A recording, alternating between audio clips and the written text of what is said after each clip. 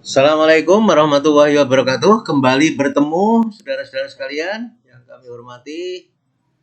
Ini kuliah yang ketiga tanggal 1 Desember berlaku untuk kelas A, B, C, dan P paralel. Ya. Kelihatannya ini kuliah yang terakhir ini. Ya, kuliah yang terakhir yang penting saudara. Ahmad Sapi senyum-senyum. Yang penting saudara soalnya dijawab ya. Soalnya dijawab di paling belakang ya. Nah, itu ada contohnya bagaimana membuat surat kuasa, bagaimana membuat cerai talak, bagaimana membuat cerai gugat ya. Jadi yang pinter itu sekarang mulai kerjakan sehingga saudara-saudara nanti tinggal ujian semester untuk dosen yang lain itu yang belajar sekarang sudah mulai kerjakan ya. Kita sudah profesional karena sudah mendapat mata kuliah hukum acara.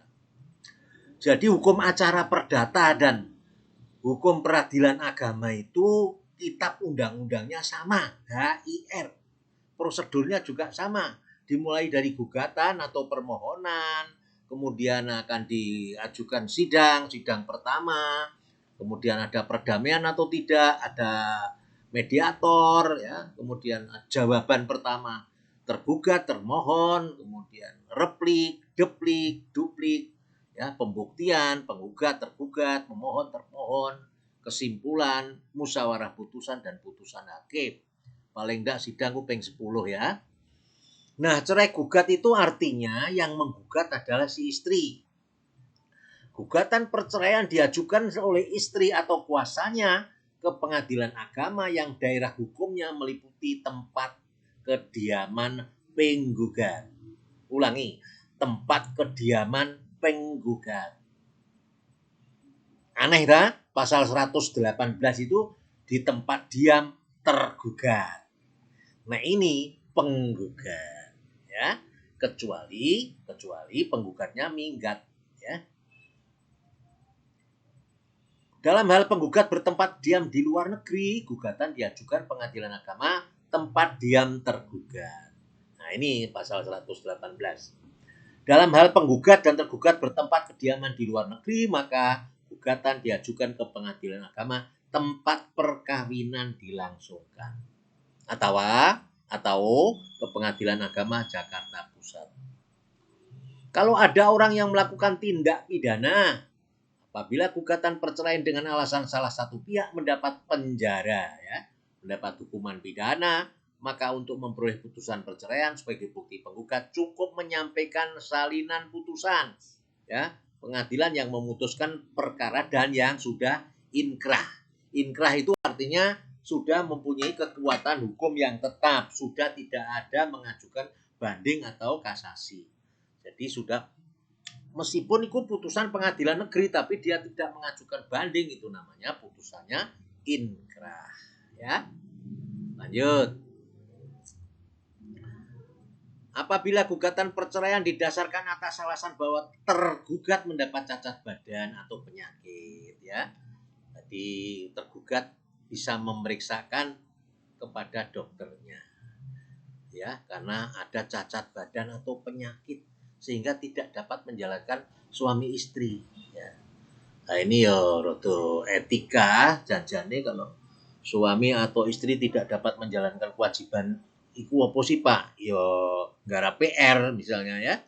Nek malam suami istri itu nggarap PR. Lah nek dak iso Pak, iku alasan cerai. Tapi sebaiknya itu bisa dilakukan dengan jalan baik adalah poligami ya.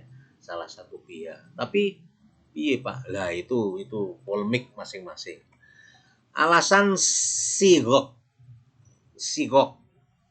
Apalagi gugatan perceraian didasarkan alasan sigot, maka untuk mendapatkan putusan perceraian harus didengarkan keterangan dari saksi. Pengadilan setelah mendengar keterangan saksi tentang sifat persengketaan antara suami istri dapat mengangkat seorang atau lebih dari keluarga masing-masing untuk menjadi hakam. Pasal 77. Selama berlangsungnya gugatan perceraian atas permohonan penggugat atau tergugat atau berdasarkan pertimbangan bahaya yang mungkin ditimbulkan, pengadilan dapat mengizinkan suami istri tersebut untuk tidak tinggal dalam satu rumah ya. Karena alasan yang mungkin itu terjadi KDRT misalnya. sehingga bolehlah dia meninggalkan tempat itu. Selama berlangsungkan gugatan perceraian atas permohonan penggugat, pengadilan dapat menentukan nafkah, ya. Sekaligus nafkah ditentukan, menentukan hal-hal untuk menjamin pemeliharaan si anak, ya. Itu boleh itu, ya, karena nanti nasib dia dicerai dijarke, ya. Untuk menentukan apa hal-hal yang perlu untuk menjamin terpeliharanya barang-barang, ya. Itu dapat disita, ya, barang hak milik bersama, ya. Itu disita itu sita perdata itu untuk menjamin untuk pembayaran keuangan. Gugatan perceraian gugur apabila istri meninggal, atau sudah meninggal kan selesai. Pemeriksaan gugatan perceraian dilakukan oleh hakim maksimal 30 hari setelah gugatan itu didaftarkan. Daftar Mas 1 November, maka gugatan itu akan dimulai sidang 1 Desember. Pemeriksaan gugatan pada prinsipnya sidang tertutup. Putusan pengadilan harus terbuka, ya.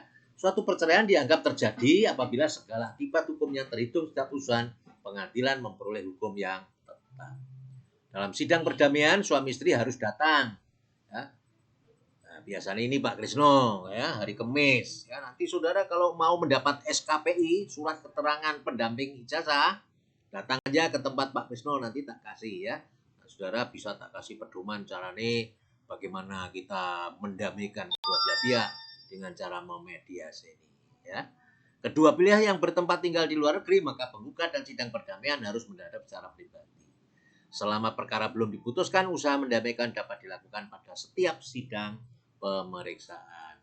Apabila tercapai perdamaian, maka tidak dapat diajukan gugatan perceraian baru, karena pada prinsipnya perdamaian itu tidak dapat diajukan banding, ya.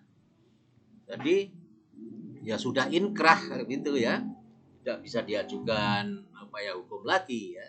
Panitera pejabat yang ditunjuk wajib maksimum 3 hari mengirimkan putusan yang sudah berkekuatan tetap. Dan apabila perceraian dilakukan di wilayah berbeda dengan wilayah pegawai tertata nikah tempat perkahwinan dilangsungkan, maka salinan putusan yang telah berkekuatan tetap tanpa bermeterai dikirim pula kepada pegawai tertata nikah di tempat perkawinannya. Apabila